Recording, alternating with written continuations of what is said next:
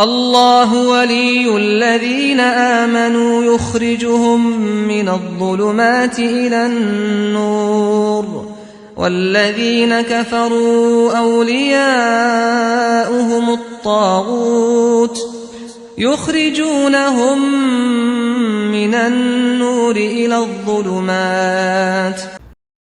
اعوذ باللہ من الشیطان الرجیم، بسم اللہ الرحمن الرحیم۔ هو اللہ الذی لا الہ الا هو عالم الغیب والشہادہ هو الرحمن الرحیم۔ هو اللہ الذی لا الہ الا هو الملک القدوس السلام المؤمن المہیمن العزیز الجبار المتکبر سبحان اللہ عما یشرکون۔ هو اللہ الخالق البارئ المصور له الاسماء الحسنى یسبح له ما فی السماوات والارض وهو العزیز الحکیم۔ اللہم صلی وسلم علی نبینا محمد وعلی آلہ واصحابہ اجمعین۔ رب اشرح لی صدری ویسر لی امری واحلل عقدۃ من لسانی یفقہوا قولی۔ معزز سامعات اور راہ کے بہترین ساتھیوں، السلام علیکم ورحمۃ اللہ وبرکاتہ۔ یہ جز نصف سے آگے، سورہ الاعراف، پہلا رکوع۔ سورۃ انعام میں ہم نے 3 ٹاپکس پہ ذکر سنا تھا، یعنی دین ابراہیمی جو ہے وہ اصل دین ہے، اس پر جمع رہنے کے بارے میں بتایا گیا تھا، اور تمام تر عقلی، فکری اور فطرتی، آفاقی اور انفسی ان شواہد کے تحت بات کو سمجھایا گیا سورہ انعام میں۔ پھر اہل عرب جن باتوں کو تسلیم کرتے تھے، انہی باتوں سے ان کے سامنے حق کو واضح کرنے کی کوشش کی گئی ہے۔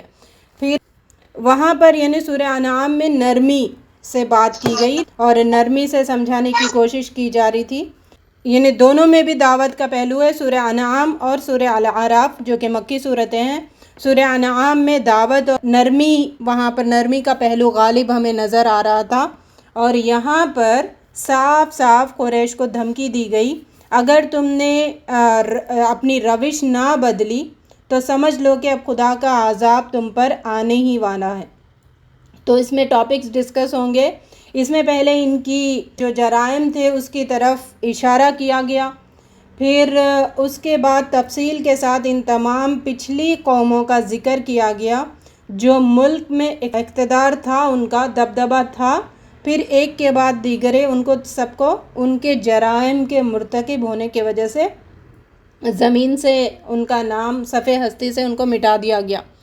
اس کا ہم واقعات پڑھیں گے، یعنی تمام انبیاؤں کا ذکر کر کے وہ قوم جن کو برباد کیا گیا، تو وارن کیا جا رہا ہے قریش مکہ اور ہمیں بھی۔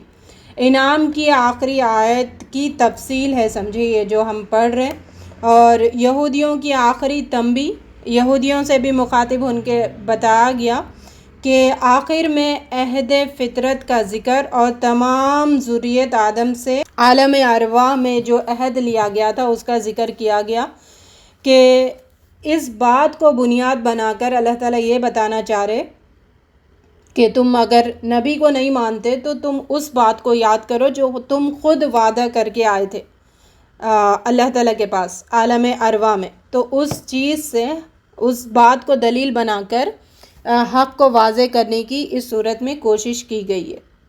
تو اس کے بعد کوئی بہانہ تمہارے لیے کام آنے والا نہیں ہے، یہ بات بتانا ہے۔ رکوع نمبر 1، اس میں 1 سے 10 آیت تک پہلے رکوع میں نبی صلی اللہ علیہ وسلم کو تسلی دی جا رہی ہے، اور آپ کا کام صرف ہوشیار کر دینا ہے، یہ بات بتائی گئی تاکہ حجت قائم ہو جائے، اور یہ بھی بات بتائی گئی فائدہ صرف ایمان والوں ہی کو ہونے والا ہے۔ رکوع 1، یہ کتاب جو تمہاری طرف نازل کی گئی ہے تاکہ تم اس کے ذریعے سے منکرین کو ڈراؤ اور ایمان والوں کو نصیحت کرو۔ اے لوگوں، اس کتاب کی پیروی کرو، اپنے رب کو چھوڑ کر دوسرے سرپرستوں کی پیروی نہ کرو۔ کتنی ہی بستیاں ہیں جنہیں ہم نے ہلاک کر دیا، ان پر ہمارا عذاب اچانک رات کے وقت ٹوٹ پڑا یا دن دہاڑے ایسے وقت آیا جب وہ آرام کر رہے تھے۔ جب ہمارا عذاب ان پر آ گیا تو وہ بس یہی کہہ رہے تھے کہ واقع ہم ظالم ہیں، یعنی جن لوگوں کی طرف پیغمبر بھیجے گئے ہم ان سے بھی باز پرس کریں گے اور پیغمبروں سے بھی پوچھیں گے، جس کا ذکر ہم نے سورہ مائدہ میں بھی پڑھا تھا کہ نبی صلی اللہ علیہ وسلم کو گواہ بنایا جائے گا اور نبی صلی اللہ علیہ وسلم کی امت کو بھی گواہ بنایا جائے گا۔ اسی بات کو ریپیٹ کیا جا رہا ہے۔ رسول صلی اللہ علیہ وسلم کو بھیجا گیا 2 چیزوں سے ڈرانے کے لیے، ایک رسولوں کی تکذیب کا جو وبال ہونے والا ہے اس سے ڈرو، یعنی رسولوں کی بات نہ ماننے سے بچے رہو ورنہ تمہیں بہت نقصان اٹھانا پڑے گا۔ دوسرا ڈر جزا اور سزا جو آخرت میں ہر ایک کو دوچار ہونا پڑے گا، اس کا ڈر۔ یہ 2 ڈر دے کر انبیاء کو بھیجے اللہ رب العزت نے۔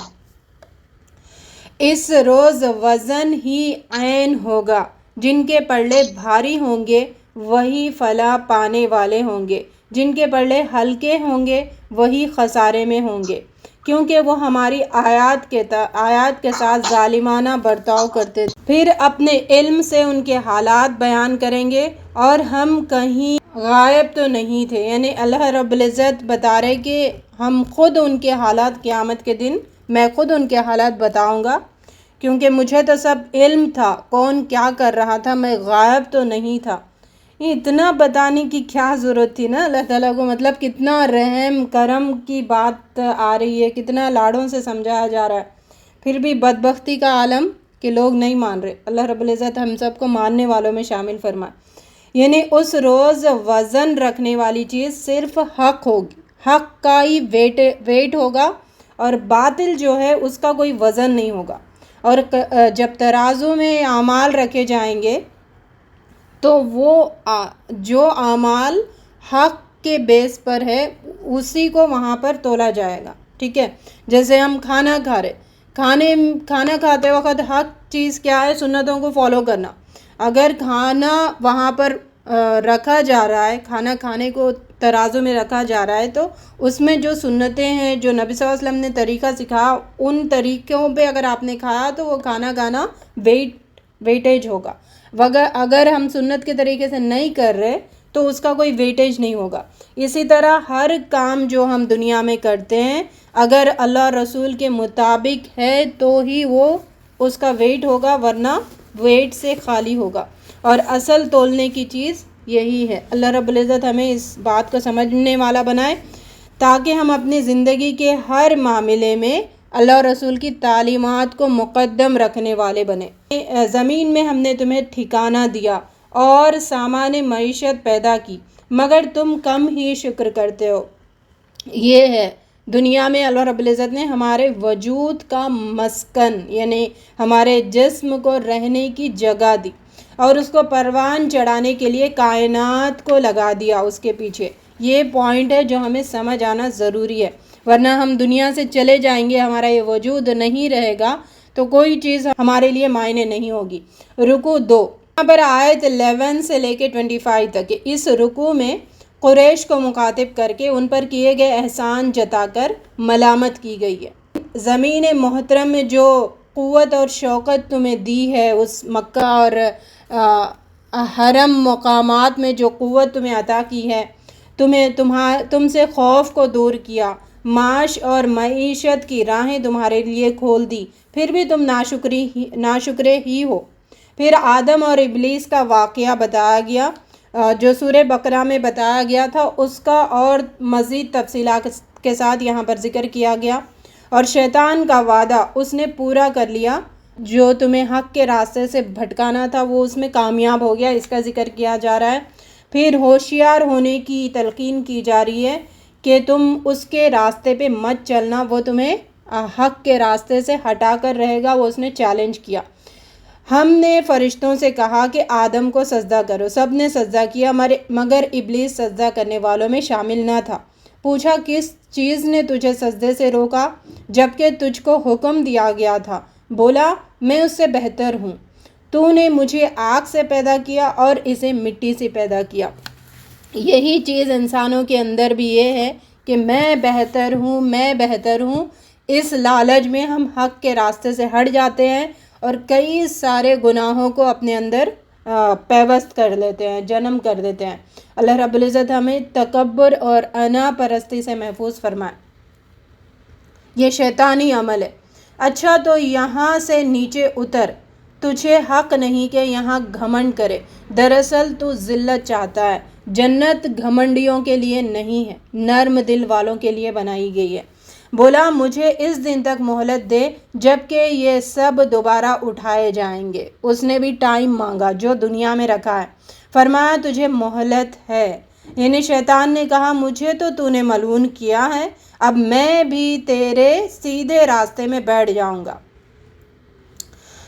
یعنی اسے یہ پتہ چل گیا تھا شیطان کو کہ انسان اور یعنی یہاں پہ ایک بات فوکس ہے کہ اصل جھگڑا انسان اور شیطان کا نہیں ہے، اصل مقابلہ انسان اور شیطان کا نہیں ہے، شیطان اور اللہ تعالیٰ کا ہے، ٹھیک ہے؟ تو ہم کس کی بات مانتے ہیں یہ مقابلہ، اللہ کی بات مانتے تو شیطان کو جھٹلاتے، شیطان کی بات مانتے تو اللہ کو جھٹلاتے، تو یہ مقابلہ اللہ اور شیطان کے درمیان ہے، یہ ہمیں سمجھنا ہے۔ ہمیں شیطان کے ہتھ کنڈوں سے اپنے آپ کو بچانا ہے۔ بولا اب میں تیرے سیدھے راستے پر چلنے والے انسانوں کی گھاٹ میں لگا رہوں گا۔ جو سیدھا راستے پر نہیں ہے اس کو چھوڑ دیتا، چل وہ تو میرا بھائی ہے، ہم دونوں بھائی بھائی، لیکن وہ پکڑے گا کسے؟ جو حق کے راستے پر جمے ہوئے ہیں۔ اور حق کا راستہ کیا ہے؟ توحید کا راستہ، فطرت کا راستہ۔ اگر اس پر قائم ہے تو گمراہ نہیں ہو سکتے۔ اس راستے پر قائم رہو، ڈٹ کر اس راستے پر رہ جاؤ۔ یعنی یہاں پر انسان کو، ایمان والوں کو سستی کبھی آ جاتی ہے، لیکن سست ہو کر بھی اسی راستے میں ٹکے رہے تو دیر سویر منزل تک انسان پہنچ جاتا ہے۔ اگر وہ شرک کے کسی موڑ کی طرف مڑ جاتا ہے یا ناحق باطل کی طرف جاتے جاتے مڑ جاتا ہے تو پھر وہ منزل تک نہیں پہنچ سکتا وہ راستہ۔ شیطان کو بھی کامیاب ہونے کا موقع اسی وقت ملتا ہے جب ہم یہ توحید کے راستے سے ذرا ہٹتے ہیں تو وہ غلبہ پا لیتا ہے ہم پہ۔ اللہ رب العزت ہمیں سیدھے راستے پر ڈٹ کر رہنے والا بنائے۔ میں اسے بہکاؤں گا، آگے سے، پیچھے سے، دائیں اور بائیں سے، ہر طرف سے ان کو گھیروں گا اور ان سے ناشکری کرواؤں گا۔ یہ ہے اس کا ٹرک، یعنی ہر طرف سے آ کر ان کو حق کے راستے سے روکنے کی کوشش کروں گا۔ اور دوسرا یہ کروائے گا کہ ناشکری کروائے گا، تو یہ ناشکری بھی صراط مستقیم پر قائم رہنے سے روکتی ہے۔ شکر گزاری صراط مستقیم پر قائم رہنے کے لیے حوصلہ دلواتی ہے۔ تو ہمیں شکر گزار بندے بننا ضروری ہے، اور شیطان کا ٹریپ یہ ہے کہ اس کو ناشکرے بناؤ، ہمیشہ روتے دھوتے بسار منہ بنا کے باتیں کرنا، یہ شیطانی چال ہے۔ انسان غفلت کی بنا پر ہر وقت ناشکری کے جملے نکالتا ہی رہتا ہے اور شیطان اس کو ہڑپ لیتا ہے، اپنے راستے میں بٹھا لیتا ہے۔ تو ہمیں اپنا آپ کا جائزہ لینا چاہیے، کہاں کہاں سے ہمیں شیطان بہکاتا ہے۔ سب اپنا اپنا جائزہ لیں۔ ابھی رمضان آنے والا ہے تو یہ ایک لسٹ بنائیں، مجھے شیطان کہاں سے بھٹکاتا ہے۔ تو ہر ایک کو ڈیفرنٹ طریقے سے بہکائے گا شیطان، اس کو پتہ ہے کہ کون کس طریقے سے بھٹک سکتا ہے۔ تو اپنے ان راستوں کا لسٹ بنائے اور ان راستوں میں نو انٹری کا بورڈ لگا دے تاکہ وہاں سے شیطان نہ آئے۔ یہ نفس کو کنٹرول کرنے کا ایک ٹرک ہے، ٹھیک ہے؟ تو رمضان میں شیطان کو تو اللہ تعالیٰ بند کر دیتے ہیں، لیکن اس کا عکس باقی رہ جاتا ہے انسانوں میں، اس وجہ سے انسان گناہوں میں ملوث رہتے ہیں۔ تو نو انٹری کے بورڈ کی پلاننگ کرے، ابھی 15 دن ہے، لسٹ بنائے اور وہاں سے شیطان کو آنے مت دے۔ اللہ نے کہا جو تیری پیروی کریں گے تجھ سمیت ان سب سے جہنم کو بھر دوں گا۔ یہ اللہ تعالیٰ کی طرف سے قسمیہ جملہ ہے، سمجھ آ رہی؟ قسمیہ جملہ، اللہ تعالیٰ کہہ رہے کہ لازماً طور پر میں بھر دوں گا تجھے اور تیری پیروی کرنے والوں کو۔ اللہ رب العزت ہمیں محفوظ فرمائے، اللہ تعالیٰ ہمیں سیدھا رکھے، تقوی کی حالت میں رکھے، توحید کی حالت میں رکھے۔ شیطان نے آدم اور حوا کو بہکا کر جنت سے نکلوا دیا۔ یہ آدم تم اور تمہاری بیوی اس جنت میں رہو سہو کھاؤ پیو، لیکن اس درخت کے قریب مت جانا۔ لیکن انہوں نے کیا کیا؟ اس درخت کا شیطان نے 2 مقصد سے ان کو بہکا دیا۔ اس نے کہا کہ تم ہمیشگی کی زندگی پاؤ گے، یعنی لمبی مدتیں کی آرزو دلوائی۔ دوسرا جو تمہاری، یعنی شیطان نے حملہ کیا کیا؟ اس سے ناشکری کرواؤں گا اور اس کی پوشیدہ چیزوں کو ظاہر کرواؤں گا۔ شیطان نے آدم اور حوا کو بہکا کر جنت سے نکلوا دیا، یعنی ان کی چھپی ہوئی چیزیں ظاہر کروا دی، یعنی ان کے جسم کو ظاہر کروا دیا، ان کو ننگا کر دیا۔ دوسرا ناشکری کروایا۔ شکر گزاری یہ تھی آدم اور حوا علیہ السلام کی کہ جنت میں ہیں، مزے سے کھائے پیے۔ پھر دونوں نے مغفرت کی دعا کی، اللہ نے ایک خاص مدت تک انہیں زمین میں اتار دیا۔ تو اس نے قسم کھا کر کہا میں تمہارے خیر خواہ ہوں۔ یہ ایسے بہکاتا ہے کہ انسان ٹریپ میں آ جاتا ہے، قسمیں کھاتا ہے، وعدے دلاتا ہے، بہت ساری امیدیں وابستہ کر دیتا ہے، پھر دھوکہ دے کر معصیت پر دھکا دیا، پھر دونوں درختوں کے پتوں کو چپکانے لگے۔ پھر رب نے ندا دی، کیا میں نے نہیں کہا شیطان تمہارا دشمن ہے، اس سے بچ کے رہنا۔ پھر آدم علیہ السلام اور حوا علیہ السلام نے دعا کی، ربنا ظلمنا انفسنا وان لم تغفر لنا وترحمنا لنکونن من الخاسرین۔ اے رب، ہم نے اپنے آپ پہ ظلم کیا ہے، اگر آپ معاف نہیں کریں گے، رحم نہیں کریں گے تو ہم تو خسارہ پانے والوں میں شامل ہو جائیں گے۔ تو رب نے ان کی قصوروں کو معاف کر دیا، پس تم جیو اور مرو اور دوبارہ اٹھائے جاؤ گے اسی زمین میں جہاں پر تمہیں بھیجا جا رہا ہے، تو یہ ایک خاص وقت مدت تک کے لیے۔ وَلَكُمْ فِي الْأَرْضِ مُسْتَقَرٌّ وَمَتَاعٌ إِلَىٰ حِينٍ۔ یہ مدت ہمیں واضح ہو جانی چاہیے، یہ ٹائم ہمیں واضح ہو جانا چاہیے۔ اور ٹائم کے بارے میں نبی صلی اللہ علیہ وسلم فرماتے ہیں کہ وقت اس برف فروش کی طرح پھسلتے چلا جاتا ہے، جو برف بیچتا ہے اس کا برف پگھلتے ہی چلا جاتا ہے، تو پگھلنے کے پہلے اس کو خرید لو۔ یعنی ہمارا وقت ختم ہونے کے پہلے اپنی زندگی کو اللہ کے راستے میں لگا دو۔ رکو نمبر 3 26 سے 43 آیت تک، یہاں پہ عقلی اور فطری کسوٹی کا ذکر، جس کی بدولت حق و باطل کا فیصلہ کیا جا سکتا ہے۔ نہیں مانتے تو عقل کو تو جگاؤ، فطرت کو تو جگاؤ، اور شیطان کی ایجاد کردہ خود ساختہ روش کو بدلنے کا ذکر کیا جا رہا ہے، ورنہ برا انجام ہوگا جیسے پہلے لوگوں کا ہوا۔ پھر بتایا گیا جو انبیاء کی پیروی کریں گے وہ شیطان کی ہتھ کنڈوں سے اپنے آپ کو بچائیں گے۔ پھر جھٹلانے والے یعنی مکذبین انبیاء اور معتبین انبیاء، جو اتباع کرنے والے انبیاء کے اور جو نہ ماننے والے انبیاء کے، دونوں گروہوں کا ان کے حالات ذکر کیا۔ جو مکذبین انبیاء تھے ان کے 2 طریقے تھے، ایک تو باطل اپنے بڑوں کی پیروی کرتے تھے جو غلط تھا، اور جو بھی اللہ تعالیٰ نے انعام کیا اس کو انہوں نے پسے پشت ڈال دیا، اس کا ذکر کیا جا رہا ہے۔ اے اولاد آدم، ہم نے تم پر لباس نازل کیا کہ تاکہ تمہارے جسم کے قابل شرم حصوں کو ڈھانکے۔ اب آدم علیہ السلام حوا علیہ السلام کا ذکر ہوا نا پیچھے کہ شیطان نے ان کے کپڑے اتروا دیے، پھر اللہ رب العزت نے لباس کی اہمیت اس کا ذکر کر رہے، یعنی ریش کہتے، لباس کہتے اس کو جو زیب تن کیا جاتا ہے، اپنے جسم کو چھپایا جاتا ہے اور ستر پوشی کے بھی کام آتا ہے، اور سردی اور گرمی سے بھی حفاظت کرتا ہے۔ ہماری شخصیت اس سے واضح ہوتی ہے، ہمارا وقار، حسن، شان اس سے اضافہ ہوتا ہے۔ تو ننگا پنا شیطان کی علامت ہے، اپنے جسم کو ننگا دکھاؤ یا کپڑے پہن کر دکھاؤ، دونوں حالتیں شیطان کی پسندیدہ چیزیں ہیں۔ اللہ رب العزت ہمیں اپنے جسموں کو تقوی کے لباس سے ڈھکنے والا بنائے، جسم کے قابل شرم حصوں کو ڈھانکے، اور تمہارے لیے جسم کی حفاظت اور زینت کا ذریعہ بھی ہے۔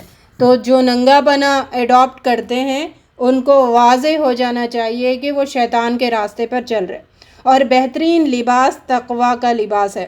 تقوی کا لباس یعنی حیا کا لباس، خشیت الہی کا لباس، احساس عبدیت کا لباس۔ تقوی والا انسان اس سے یہ پہچانا جاتا ہے، یعنی تقوی کا لباس مطلب انسانی شکل میں ایک فرشتہ چلتا پھرتا ہوتا، ایسے نظر آتا ہے۔ اللہ رب العزت ہمیں تقوی کا لباس اختیار کرنے والا بنائے۔ یہ اللہ کی نشانیوں میں سے ایک نشانی ہے، شاید کہ لوگ سبق لیں۔ اے آدم کے بچوں، ایسا نہ ہو کہ شیطان تمہیں پھر سے فتنے میں مبتلا کر دے، جس طرح اس نے تمہارے والدین کو جنت سے نکلوایا تھا اور ان کے لباس ان پر سے اتروا دیے تھے تاکہ ان کی شرم گاہیں ایک دوسرے کے سامنے کھلے۔ اللہ کا حکم ہے، یہ شیطان کی چال۔ شیطان اور اس کے بھائی ایسی جگہ سے تمہیں دیکھتے ہیں جہاں سے تم انہیں نہیں دیکھ سکتے۔ شیطان بے ایمان ہی کا رفیق ہے، جن کے پاس ایمان نہیں انہی کا دوست ہو سکتا ہے۔ جب مشرکین بے حیائی کا کام کرتے ہیں تو کہتے ہیں ہم نے اپنے بڑوں کو ایسا ہی پایا اور خدا نے بھی ایسا ہی حکم دیا، جھوٹ موٹ کا الزام اللہ پر باندھتے ہیں۔ کہہ دو خدا بے حیائی کا حکم نہیں دیتا، خدا کی نسبت ایسی باتیں نہ کہو جو تم علم نہیں رکھتے۔ اللہ کا حکم ہے کہ ہر عبادت میں اپنا رخ ٹھیک رکھو اور اسی کو پکارو، اپنے دین کو اس کے لیے خالص رکھ کر، مگر دوسرا گروہ خدا کے بجائے شیاطین کو اپنا سرپرست بنا لیا ہے اور وہ سمجھ رہے ہیں کہ ہم سیدھے راستے پر ہیں۔ اپنے ہی سوچوں میں اے بنی آدم، عبادت کے موقع پر اپنی زینت سے آراستہ رہو، یعنی اچھا عمدہ اور تقوی کا لباس پہن کر اللہ کے سامنے ٹھہرو۔ رکوع 4۔ اے نبی صلی اللہ علیہ وسلم، ان سے کہو کس نے اللہ کی اس زینت کو حرام قرار دیا ہے جسے اللہ نے اپنے بندوں کے لیے نکالا تھا، اور کس نے خدا کی بخشی ہوئی پاک چیزیں ممنوع کر دی؟ یہ ساری چیزیں دنیا کی زندگی میں ایمان والوں کے لیے ہیں اور قیامت میں تو خالصتاً انہی کے لیے ہوں گی۔ تمہارے رب نے جو چیزیں حرام کی ہیں وہ یہ ہے، اس میں یہاں پر بتایا گیا تمہارے رب نے جو چیزیں حرام کی ہیں وہ یہ ہے، بے شرمی کے کام خواہ کھلے ہو یا چھپے تمہیں کرنا نہیں ہے، گناہ کے کاموں سے بچنا ضروری ہے، حرام ہے، حق کے خلاف زیادتی کرنا یہ بھی حرام ہے، اللہ کے ساتھ تم کسی کو شریک ٹھہراؤ یہ بھی حرام ہے، اللہ کے نام پر ایسی باتیں کہو جن کے متعلق تمہیں علم نہ ہو یہ بھی حرام چیزوں میں شمار ہے۔ موت کے وقت ہر کے لیے مقرر ہے، پھر نہ جلدی ہوگی نہ دیر۔ اے بنی آدم، جب بھی نصیحت آئے تمہارے پاس تو تم ایمان لے آیا کرو۔ جب بھی کوئی حق بات ہمارے سامنے آتی ہے تو فوراً اس کو مان لینے کا جذبہ پیدا کرو۔ ایمان لا کر ڈرنے والے خدا سے وہی اپنی حالت درست رکھیں گے، ایسوں کو نہ خوف ہے نہ غمگینی۔ ربنا اجعلنا منہم، اللہ رب العزت ہمیں ان میں شامل فرمائے۔ آیتوں سے سرتابی کرنے والے ہی دوزخی ہیں، ہمیشہ اس میں جلتے رہیں گے۔ خدا پر جھوٹ باندھنے اور آیتوں کو جھٹلانے والے سے زیادہ ظالم کون ہوگا؟ ان کو ان کی جان نکلتے وقت فرشتے کہیں گے کہاں ہیں تمہارے شریک جن کو تم نے معبود بنا کے رکھا تھا؟ اس دن وہ اقرار کریں گے بے شک ہم کافر تھے۔ مطلب اہل جنت دوزخی کے درمیان اعراف کا یہاں پہ ذکر آ رہا ہے، جو ایک دیوار حائل کر دی جائے گی۔ ہر گروہ جو جہنم میں داخل ہوگا وہ اپنے پیش رو گروہوں پر لعنت کرتا ہوا داخل ہوگا، حتیٰ کہ جب سب وہاں جمع ہو جائیں گے تو ہر بعد والا گروہ پہلے والے گروہ کے حق میں کہے گا اے رب، یہ لوگ تھے جنہوں نے ہم کو گمراہ کیا، لہٰذا انہیں دوہرا عذاب دے۔ جواب میں ارشاد ہوگا ہر ایک کے لیے دوہرا عذاب ہے۔ یہ ہے آیت نمبر 38، اس کو نوٹ کریں۔ کسی کو ہم بلیم نہیں کر سکتے قیامت کے دن۔ اللہ تعالیٰ عقل، فہم، سمجھ ہمیں دیا ہے، کسی کو بلائنڈلی فالو نہیں کر سکتے، ورنہ سب کو دوہرا عذاب ہوگا، جو بھٹکا اور جس نے بھٹکایا۔ اللہ رب العزت ہمیں عقل فہم کے تحت اور رسول صلی اللہ علیہ وسلم کی رسالت پیغام کے تحت حق بات پر جمع رہنے کی توفیق عطا فرمائے۔ 5 رکوع، جن لوگوں نے ہماری آیات کو جھٹلایا ہے اور ان کے مقابلے میں سرکشی کی ہے، ان کا جنت میں جانا اتنا ہی ناممکن ہے جتنا سوئی کے ناکے سے اونٹ کا گزرنا۔ ان کے لیے جہنم کا بچھونا ہوگا اور جہنم ہی کا اوڑھنا۔ جن لوگوں نے ہماری آیات کو مان لیا اور اچھے کام کیے وہ اہل جنت ہے جہاں وہ ہمیشہ رہیں گے۔ ربنا اجعلنا منہم، اللہ رب العزت ہمیں اہل جنت میں شامل فرمائے۔ دلوں میں جو کینے ہو ان کو نکال دیا جائے گا، وہ کہیں گے خدا کا شکر ہے جس نے ہمیں یہاں کا راستہ دکھایا، اور کہیں گے الحمدللہ الذی ہدانا لہذا وما کنا لنہتدی لولا ان ہدانا اللہ۔ اللہ کا شکر ہے جس نے ہمیں یہاں کا راستہ دکھایا، اللہ اگر راستہ نہ دکھاتا تو راستہ نہ پاتے۔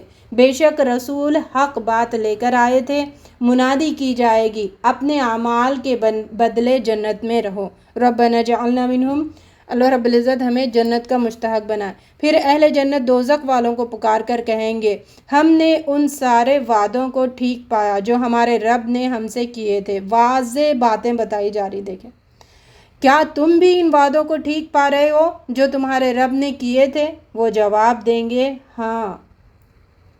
جو خدا کی راہ سے روکتے ہیں اور اس کی کجی ڈھونڈتے ہیں اور آخرت سے انکار کرتے ہیں، پس ان دونوں گروہوں کے بیچ ایک اوٹ حائل ہوگی جس کی بلندیوں پر کچھ اور لوگ ہوں گے۔ وہ جنت میں داخل تو نہ ہوں گے مگر اس کی امیدوار ہوں گے۔ جنتیوں کو دیکھ کر سلام کریں گے اور جب دوزخیوں کو دیکھیں گے تو کہیں گے اے ہمارے رب ہمیں ان ظالموں میں شامل نہ کیجیے۔ یہ اعراف والوں کا ذکر یہاں پر کیا گیا۔ پھر بعد میں کافی ٹائم بعد اللہ رب العزت انہیں جنت میں ہی داخل کرے گا، لیکن وہ ذلت و تڑپ بڑی مشکل کی ہوگی۔ کوشش کریں کہ فرسٹ اٹمپٹ میں جنت میں جائیں۔ رکوع 6۔